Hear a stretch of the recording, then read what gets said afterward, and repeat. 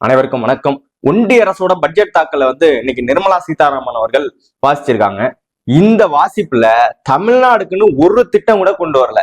தொடர்ந்து பாத்தீங்கன்னா அவங்க ஆட்சியில இருக்கிற வரைக்கும் தமிழ்நாடுங்கிற பேரே இடம்பெறாது. ஒவ்வொரு வருஷ பட்ஜெட் தாக்கல்லையும் தமிழ்நாடுங்கிற பேரே இடம்பெறாது. அந்த அளவுக்கு தெளிவா தமிழ்நாட்டுக்கு எந்த திட்டமும் பெயரக்கூடாது அப்படிங்கிறதுல குறிக்கோளா இருந்து அந்த பட்ஜெட்டை தாக்கல் செய்வாங்க. அதே போலதான் இந்த தடவையும் தமிழ்நாட்டுக்குன்னு ஒரு நலத்திட்டம் கூட செய்யவே இல்லை, ஒரு திட்டத்தை கூட ஒதுக்கவே இல்லை. தொடர்ந்து இந்த பாஜக நம்ம தமிழ்நாட வஞ்சித்துக்கிட்டே இருக்கு. இந்த பாஜக தேர்தலுக்காக கூட, அதாவது வருகிற 2026 இப்ப சட்டமன்ற தேர்தல் நெருங்கிட்டு இருக்கு. இந்த தேர்தல்ல தமிழ்நாடு மக்கள் நம்மளுக்கு ஓட்டு போடணும் அப்படின்னு நினைச்சு கூட இந்த தமிழ்நாட்டுக்குன்னு ஒரு திட்டத்தை கூட அவங்க கொண்டு வரல. அவங்க கொண்டு வந்தா கூட தமிழ்நாடு மக்கள் ஓட்டு போட்டிருப்பாங்களா என்னமோ தெரியல. ஆனா பிஜேபி இதுல தெளிவா இருக்கு. ஏன் தமிழ்நாட்டுக்கு தேர்தல் இருக்குன்னு தெரிஞ்சு ஒரு திட்டத்தை கூட ஒதுக்கலன்னா நிச்சயமா தமிழ்நாட்டு மக்கள் நம்மளை எந்த காலத்திலையும் நம்மளை ஏத்துக்கவே மாட்டாங்க அப்படிங்கிறத தெளிவா தெரிஞ்சு வச்சுக்கிட்ட இந்த பிஜேபி தமிழ்நாட்டு அரசுக்குன்னு ஒரு திட்டத்தை கூட ஒதுக்கவே இல்லை. ஆனா இதெல்லாம் வேடிக்கை பார்த்துட்டு இந்த பழனிசாமி அவர்கள் அந்த கூட்டணியில இடம்பெற்றுட்டு அவங்களுக்கு அடிமை சாசனம் எழுதி கொடுத்துட்டு இங்க இருந்து அங்க வரைக்கும் டெல்லியில போய் காலில் விழுந்துட்டு வர்றாரு. இங்க ஆசீர்வாதம் மட்டும் இல்லாம இங்க டெல்லிக்கு போய் ஆசீர்வாதம் வாங்கிட்டு தான் கட்சியில எல்லா பணியுமே செயல்படுவாரு. ஒரு ஒன்றிய செயலாளர் நியமிக்கணுமா, உடனே டெல்லிக்கு ஒரு ஃபிளைட்டு. ஒரு கவுன்சிலரை போடணுமா, உடனே ஒரு டெல்லிக்கு ஃபிளைட்டு. எம்எல்ஏ யாரை நிப்பாட்டணும்னு தேர்ந்தெடுக்கணுமா, உடனே ஒரு டெல்லிக்கு ஒரு ஃபிளைட்டு.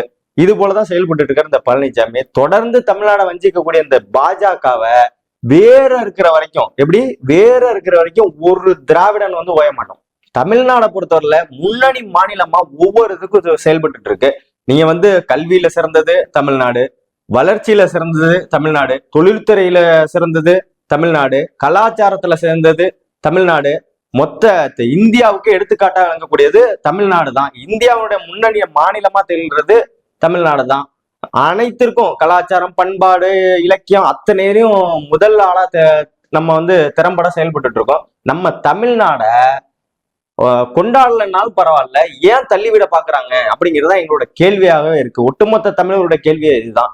தமிழ்நாட்டுக்கு நீங்க எதுவுமே பல்லனாலும் பரவாயில்ல, எங்களோட வரி பணத்தை உங்களுக்கு தரதுல உங்களுக்கு என்ன பிரச்சனை? எங்களோட கல்வி கடன், எங்களோட கல்வி பணத்தை வச்சுக்கிட்டு வரியை தர மாட்டீங்க. கல்விக்கு உள்ள வரிய நீங்க மும்மொழி கொள்கையை ஏத்துக்குங்க, நாங்க அப்பதான் தருவோங்கிறீங்க. இந்த பட்ஜெட் வாசிப்புல தமிழ்நாடுக்குன்னு ஒரு புதிய ரயில் திட்டமோ கிடையவே கிடையாது. அதே போல இப்ப நம்ம மெட்ரோ, கோவை மதுரை மெட்ரோ திட்டத்துக்கு இது பண்றாங்களா? கிடையாது. எந்த திட்டத்துக்குள்ள இல்லே சேர்றா விடுங்கடா, எய்ம்ஸ்ன்னு ஒண்ணு ஆரம்பிச்சீங்கல்ல, அது எங்க இருக்கு?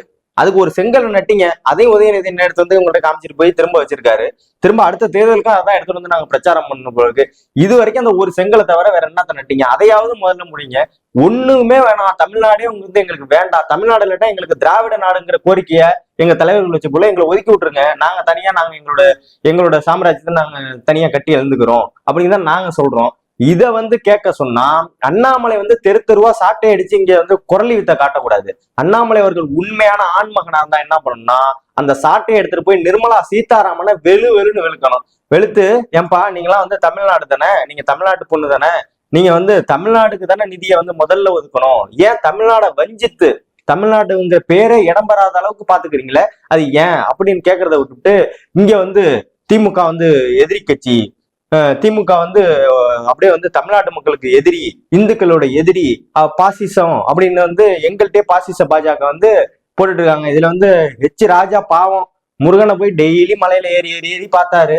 முருகனே படுக்க வச்சுட்டாரு பாவம். முதலமைச்சர் அவர்கள் நேர்ல போயிருக்காரு. அதுதான் எங்களோட முதலமைச்சருக்கான பண்பு. முக்கியமா ஒரே ஒரு ஆள்கிட்ட நாங்க கேட்கறதெல்லாம், எடப்பாடி பழனிசாமி அவர்கள்ட்ட தமிழ்நாடு அரசுக்குன்னு தமிழ்நாடுக்குன்னு என்ன செஞ்சிருக்காங்க இந்த பிஜேபி அரசு அப்படிங்கிறத பட்டியல் போட சொல்லுங்க. இது வரைக்கும் என்ன செஞ்சிருக்காங்க? ஏன் எதிர்த்து பேச மாட்டேங்கிறீங்க? எதுக்காக தெரியுமா? அடிமை பழனிசாமி கால் நக்கி டயர் நக்கி அப்படின்னு சொல்றாங்க. இது போலதான் டெல்லிக்கு காவடி தூக்குறீங்கல்ல, இந்த காரணத்துக்காக தான். டெல்லியை எதிர்த்து கேள்வி கேட்க தகுதி இல்லாத நீங்க முதலமைச்சர் ஆகணுமா? என்டிஏ கூட்டணியில் இடம்பெற்றிருந்தா நீங்க என்ன உங்களை முதலமைச்சர் ஆக்கிட்டு தான் மக்கள் மறுவழைப்பாங்களா? 10 தோல்வி பழனிசாமி 11 தோல்வி பழனிசாமி ஆகிறதுக்கு கடைசி தேர்தல் இது. 11 தோல்வியோட இதோட அரசியல் வாழ்க்கையை முடிக்க போறாங்க. இந்த பிஜேபியை வேற இருக்கிறதுக்கு தமிழ்நாட்டு மக்கள் முதல்ல செய்யக்கூடிய வேலை என்ன தெரியுமா? அதிமுகவா அடியோட வேற இருக்கணும். அப்பதான் இந்த பிஜேபியை வேற இருக்க முடியும். நம்ம முதல்ல இந்த அதிமுக தான் அத்தனைக்கும் காரணமே.